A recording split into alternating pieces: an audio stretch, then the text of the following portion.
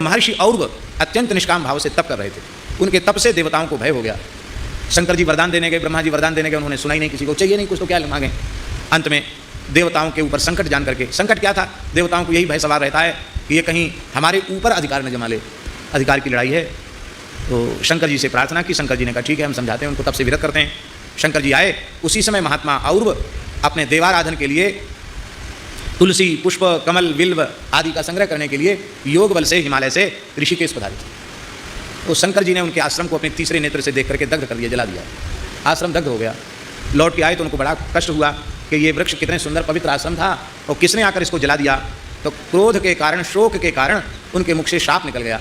वो तपस्या को ही नष्ट करना था, प्रयोजन तो यही था, इसलिए ऐसा किया गया।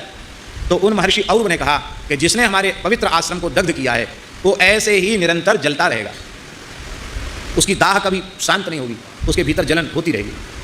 मुख से वाणी निकलते ही कैलाश में विराजमान भगवान शिव, उनका सारा शरीर जलने लग गया। हाहाकार कर उठे, तीनों लोकों में भ्रमण किया, कहीं दाह शांत नहीं हुआ।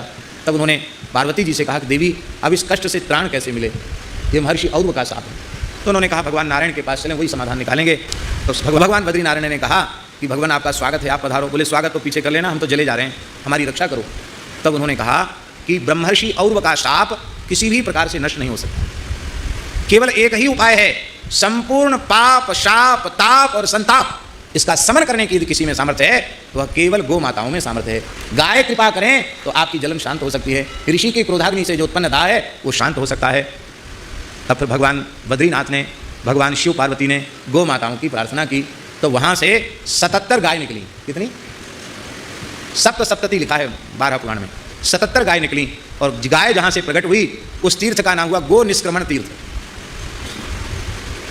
अब पुराण में तो आया है, अब उत्तराखंड में गो निष्क्रमण कहाँ है, ये उत्तराखंड वालों को खोज करनी चाहिए कि गो निष्क्रमण तीर्थ कहाँ। 77 गाय प्रकट हुई, उन गायों को भगवान शिव ने प्रणाम किया और वे गो माताएँ भगवान शिव के ऊपर खड़ी हो गई और सबने अपने थनों से दूध की धारा बरसाना आरंभ किया।